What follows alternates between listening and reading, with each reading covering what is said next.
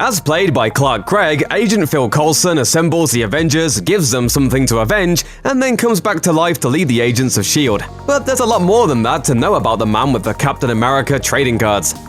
Philip J. Coulson was born in 1964 in Wisconsin. The son of Robert and Julie Coulson, he was an only child who loved Captain America and tinkering with cars. He was still in school when he was recruited by S.H.I.E.L.D. His first mission was with Melinda May, with whom he developed a strong working relationship. After about a decade as a field agent, Coulson accompanies Nick Fury to investigate a mysterious woman who crash-landed into a blockbuster video in 1995. That woman is, of course, Carol Danvers. Fury drives off after her, accompanied by someone whom he thinks is Coulson. But surprise, surprise, it's actually a Skrull. The real Coulson later saves Fury when he trusts his instincts and misdirects the squad hunting him down. Fury never forgets this moment of loyalty. When superpowered heroes begin to emerge in 2008, Coulson is brought on board as Fury's proxy. He volunteers to rescue Tony Stark when he's kidnapped by terrorists in Afghanistan, although Fury shoots down that idea as he doesn't want S.H.I.E.L.D. operating on foreign soil. It takes Fury and Coulson a while to figure out if Stark was in league with terrorists, but when they see him save a fighter pilot, they realize the truth. Fury and Coulson go back and forth regarding Stark's suitability for the Avengers initiative. Stark isn't interested at first, and Fury's turned off by his volatility. Coulson spends time at Stark's babysitter before handing the job over to Black Widow. Later, he and a team find a magical hammer in the desert. That leads Coulson to Thor, whom he ultimately befriends by helping him defeat the Destroyer. Know this, son of Cole. You and I, we fight for the same cause, the protection of this world. Fury eventually reveals to Coulson that the body of World War II super soldier Steve Rogers has been found and that he's alive. But before Coulson can act on that, he's sent to Project Pegasus, the alternative energy facility that houses the mysterious Tesseract. This is an enigmatic object entrusted to Fury that is later revealed to be one of the Infinity Stones. Loki activates the Tesseract, makes Hawkeye a slave, and destroys the facility. Coulson barely escapes with his life. It's time to activate the Avengers.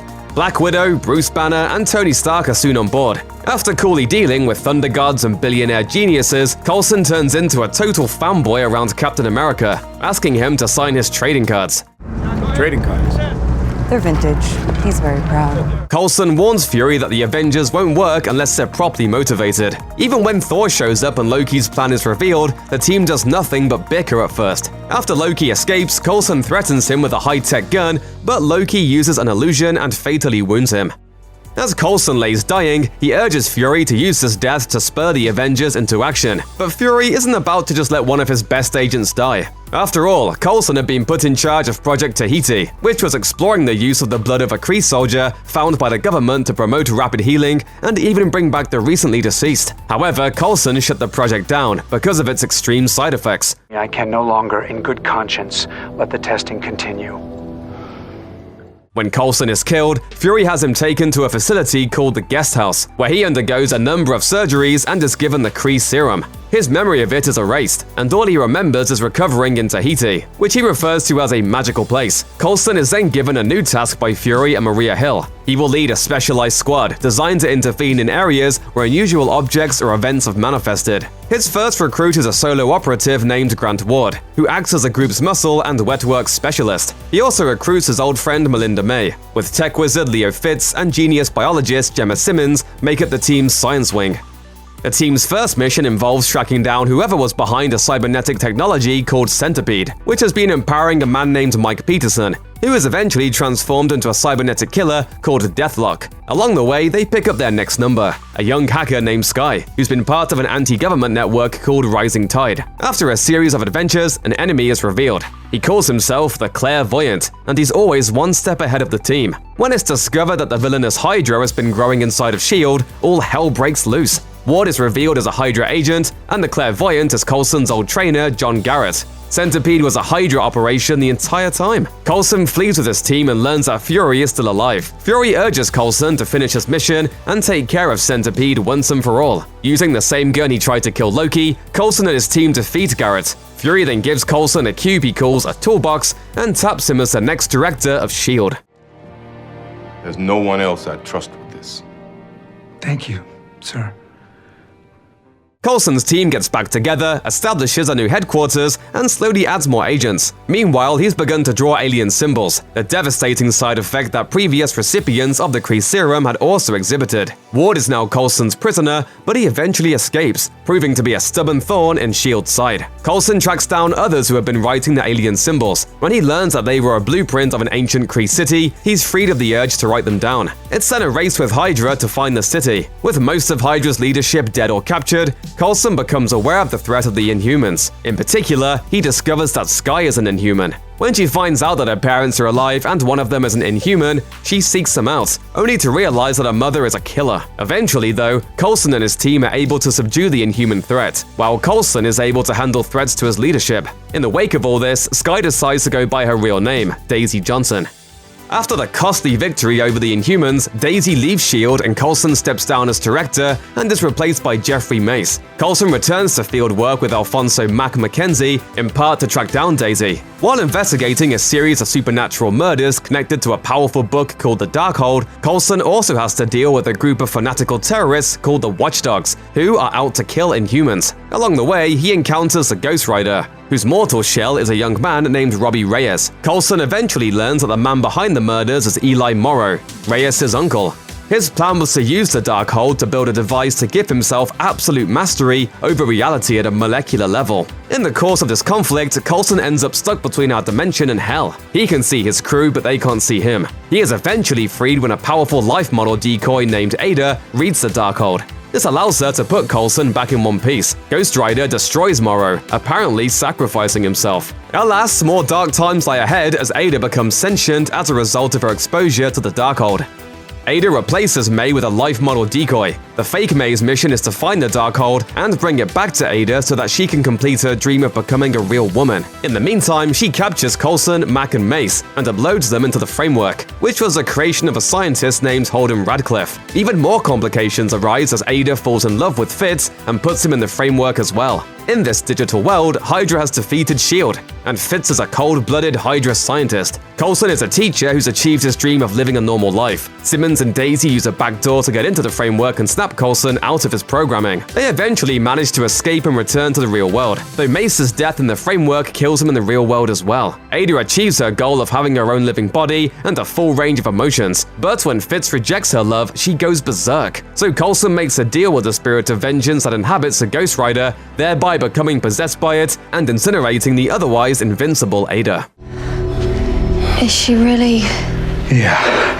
Coulson and his crew think they can relax at a diner after this exhausting battle, but instead they're sent about 80 years into the future to a time when much of the Earth has been destroyed. What's left of humanity is kept alive by cruel Kree masters. The being who kidnapped them is an alien anthropologist named Enoch. Having studied humanity for millennia, he knew that there was an extinction-level event possibly linked to Daisy. She's referred to as the Destroyer of Worlds, given her powers and proximity to the disaster site. Coulson's team has to determine why they're sent there, how to negotiate being in the future with no gear, and how to free humanity. They learn about the Chronicom when Enoch helps Fitz reach his teammates in the future. Together, they manage to defeat the Kree in a pitched battle and use a monolith to get back to their own time. Daisy refuses to go initially, believing that she's the cause of Earth's doom.